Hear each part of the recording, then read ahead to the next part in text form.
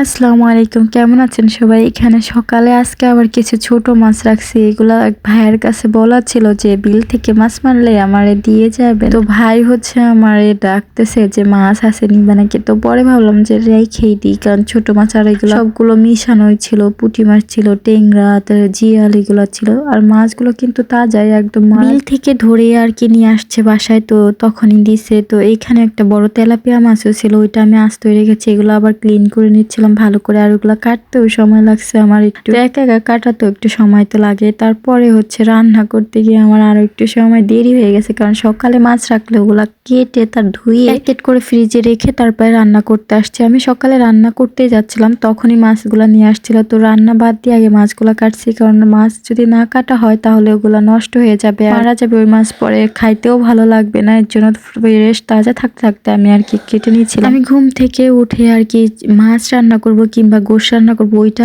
ভিজায় রাখি, না হলে দেখা যায় ছুটতে সময় লাগে। আর এখন তো আরো শীত আসতেছে, একটু বেশি সময় লাগে। ফ্রোজেন জিনিস দেখা যায় যে একটু সময় নিয়ে ছুটে, না ছুটলে আবার ওইটা রান্না করলে ভালো হয় না। আর এখানে হচ্ছে আমি মুরগি ঘন্ট করবো, এর জন্য গোশ ভিজায় রাখছিলাম। এটা হচ্ছে মুরগির গোশ ভিজায় রাখছিলাম। মুরগির গোশ দিয়েই হচ্ছে আমি আজকে মুরগি ঘন্ট করব, না হয়তো গরু গোশ দিয়ে করতে চাইছিলাম। তো গরু গোশ দিয়ে করলে আয়নের দাদা হচ্ছে খায় না গরুর গোশ, এর জন্য মুরগির গোশ দিয়েই করি। এখানে আমি পা, তারপরে গিলা মানে যা সাট মাংস ছিল মানে আলাদা করে রেখে দিয়েছিলাম একদিন হচ্ছে মুরগি ঘন্ট করার জন্য, সেইগুলাই আর কি দিয়ে রান্না করতেছি। অন্যদিকে হচ্ছে আমি ডালটাও সেদ্ধ করে নিয়েছি, মানে মুগ ডালটা ভেজে সেদ্ধ দিয়ে দিয়েছি যাতে তাড়াতাড়ি রান্নাটা হয়। অলরেডি এখন হচ্ছে 10টা বেজে গেছিল, যে সেই জন্য একটু তাড়াতাড়ি করতেছিলাম, যে দেরি হয়ে যাবে খাবার। আর আজকে যে মুগ ডালটা রান্না করছে একদমই ভালো ছিল না, মুগ ডালটা একদম কেমন যেন ছিল। ভেজে নিছি, তারপর কোনো সেন্ট নাই, আর গলে গেছে একদম বেশি অতিরিক্ত। অনেক সময় দেখা যায় ভালো মুগ ডাল যেগুলো হয় না, ওগুলার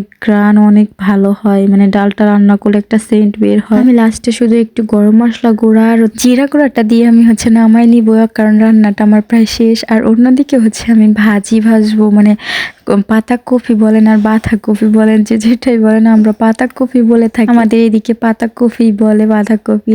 ওইটা হচ্ছে ভাজি করব, আর সেই জন্য আমি এখানে আলাদা করে পেঁয়াজ আর মরিচ কেটে রাখছিলাম। হালকা একটু দু একটা জিরেও দিয়ে দিছি, আমি কালো জিরাও দিই মাঝে মাঝে হচ্ছে ভাজিতে। তো আজকেও আমি হচ্ছে কিছু কালি জিরা দিয়ে দিছি। আমার শাশুড়ি তো বলে সব সময় যে কালি জিরা দিতে ভাজির মধ্যে, তাহলে নাকি খাইতে ভালো লাগে। আর শরীরের জন্য কালি জিরা খাওয়া কিন্তু অনেক উপকার। আমি মাঝে মাঝে রসুন দিয়ে কালি জিরা দিয়ে, বাট আমার কাছে না বাঁধাকপিটা ভাজি আগে ভালো লাগতো না, ইদানিং একটু খাইতে ভালো লাগে আমার কাছে। অন্যদিকে হচ্ছে আমাদের এলাকা দিয়ে যে টিন আছে না, অনেকগুলো টিন, তারপরে মানে ভাঙড়ি যেটা বলে, ওগুলা বিক্রি করে। আমাদের অনেকগুলো ছিল, ওগুলা বিক্রি করছে। ওইখান থেকে আম্মা হচ্ছে মানে কিছু টাকা নিছে আর কিছু খাবার নিছে, মানে খাজা নিছে এখানে। তো এইগুলাই খাইতেছিলাম, এই পাপড় ভাজাগুলা তো আনে দিছে, আমি রান্না করতেছিলাম আর খাইতেছিলাম। মানে ওইগুলা বিক্রি করে ফেলছে অনেকদিন ধরে, বাসার সামনে পড়ে রয়েছে। এগুলা ভাবছে যে বিক্রি করে দিলে ভালো হবে। অনেকদিন যাবত হচ্ছে আমাদের সেমাই খাওয়া হয় না, আর সেমাই খাওয়ার জন্য আয়ানো বলতেছিল। তো আমি ভাবলাম একটু বেশি করে রান্না করে সবারই খাওয়া হবে। অনেকক্ষণ ধরে দুধটা জ্বালাই নিছি, তারপর হচ্ছে আমি সেমাই দিয়ে দিচ্ছিলাম, যে